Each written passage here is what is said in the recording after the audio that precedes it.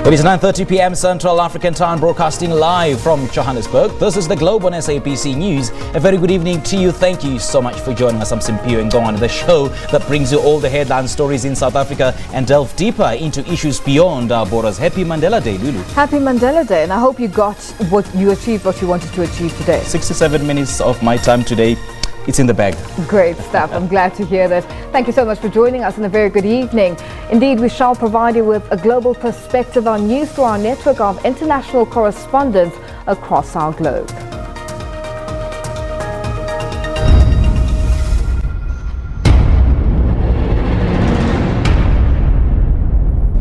The idea of a democratic and free society, it is an idea for which I hope to live for and to see realized. But my Lord,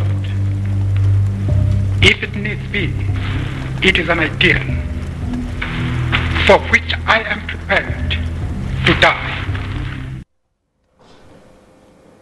President Cyril Ramaphosa and former presidents have come out strongly in defense of Nelson Mandela's legacy. Well, 3 weeks ago, Mandela's successor, former President Thabo Mbeki, rejected any notion that Madiba sold out during the negotiations preceding a democratic South Africa and the African National Congress process of drafting policies. Former President Jacob Zuma also defended Madiba's legacy. It's also important to understand why certain decisions were taken and certain decisions not taken. For instance, you had this argument, some people saying that Nelson Mandela sold out in the course of the negotiations. It is a very false proposition. It's very wrong. If there was any mistake, it was not Mandela's mistake, it must have been a mistake of the ANC. But the documentation would then be able to show why I'm saying certain decisions were not taken, which present generations think were a mistake. You see, because you will find that, you see, many things in South Africa have not changed. The legacy of colonialism and apartheid is still with us. So the challenges that we faced during the process of the negotiations about the transformation of this society remain to this day.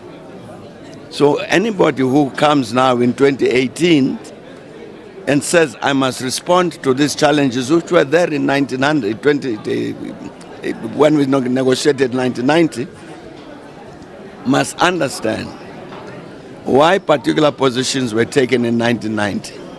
I must also correct one thing, by the way, that I've heard in the air. Some people saying Madiba sold out. Madiba never sold out. Madiba fought for this country to liberate it. He sacrificed the longest serving political prisoner.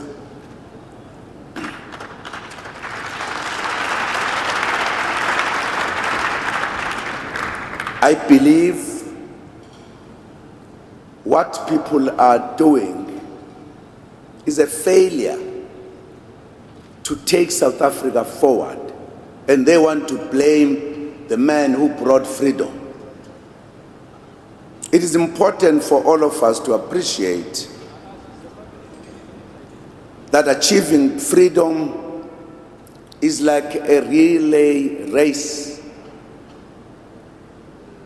Some will liberate the country, but others have to develop the country. Madiba liberated the country. Madiba did not sell out. Underline, Madiba did not sell out. And in any event, Madiba never had it in him to sell out anything. Madiba was a forward-looking leader of our nation who always wanted the best for the people of South Africa. What he created was a platform for us to take the struggle forward. What he gave us was the tools and the way withal for us to continue with the struggle. Those who are saying Madiba was a sellout are armchair revolutionaries who are just sitting on chairs and contemplating the sun. Madiba was a true blue-blooded revolutionary, and that is how we must remember him. And to talk more about Nelson Mandela's legacy, we joined from our Pretoria studio by political analyst Professor Sipho Seepe. Very good evening to you, Professor. Thank you so much for joining us. Where does this notion that Madiba sold us out come from? Well, I think part of it has to do with the fact that, as Thabo Mbeki, the former president, indicates, that when there's less progress and when we see that the legacy of apartheid continues to confront us, then people begin to start talking about the compromises. But going back to the issue of selling out, first, it also reflects a certain level of understanding, a misunderstanding of how the negotiation process works. You have negotiators and you have the principals. So the people who are going to negotiate are going to negotiate under certain conditions. And those conditions are the ones that are going to dictate what is on the table. And Madiba was very clear, even when the ANC went into negotiations, that when you negotiate, you must also understand that there's a room for compromise, precisely because the balance of forces are not in your favor. When the ANC got into negotiations, it was very clear that it could not defeat a party system. But at the same time, the apartheid could not continue to work as it did. The ANC had rendered South Africa ungovernable and apartheid unworkable. So you had that reality. But the state still had what we call state repressive apparatus. It still controlled the military.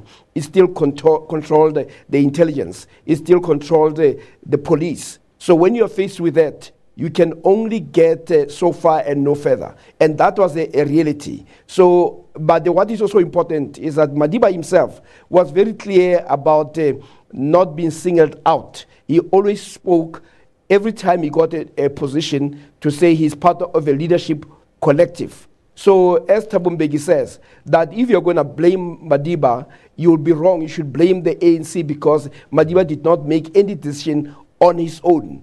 He may have been a towering person in terms of being eloquent about the position of the ANC, but it was always guided by the people who surrounded him. So that notion is given more by the frustration of our inability to deal with this legacy of apartheid, but it is a flawed notion. A flawed notion certainly is. I mean, this debate has been raging on for quite some time. It's been going on for years, and it leaves us with so many questions, including is our history distorted so much as to have such messages coming through now? And some of the questions could be why the message is coming out strongly now. Well, I think it's also a failure to appreciate how history unfolds. Our wishes are not going to be realized overnight. First, we must acknowledge what the President Zuma was saying, that the transformation and transition and the national democratic revolution is like a relay. There are people who are going to play their part, and the Madibas and his grouping managed to fulfill the mission that they set out to achieve, which was to make sure that there's a freedom in their lifetime and in our lifetime. From there, it was up to the next generation to take it forward. The people like Thabo Mbeki, what they did was to establish a post-apartheid state machinery. And what the state machinery was supposed to do is to advance and to correct and redress the damage that apartheid has actually done. So the failures come from there, that maybe we had failed to come up with a state machinery that is so effective that 24 years later, we should be talking about changes that have occurred. But it cannot be that you blame those who had played the role.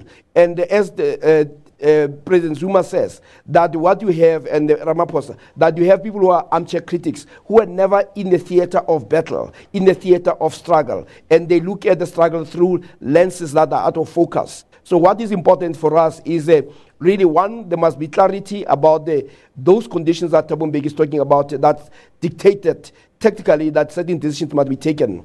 Secondly, we must also say, what is our role? Because the Mandelas played their role, they sacrificed, they went to prison, they negotiated, but in the end, you could actually say there has been a change for the better. One, you have an ANC that is in government that has state power. Two, you have the military is now in the hands of black people. You have the police in the hands of black people. So all those repressive apparatus that made it difficult for the ANC to achieve more during negotiations is now in our hands. So there cannot be any excuse right now for not advancing as fast as we should have. And I do think that the resolution of the ANC in Nasrec were proper in a sense that they are beginning to recognize that it cannot be business as usual. Hence the language of radicalism, because it responds to the notion of agency. So if the ANC were to be true to its own resolution,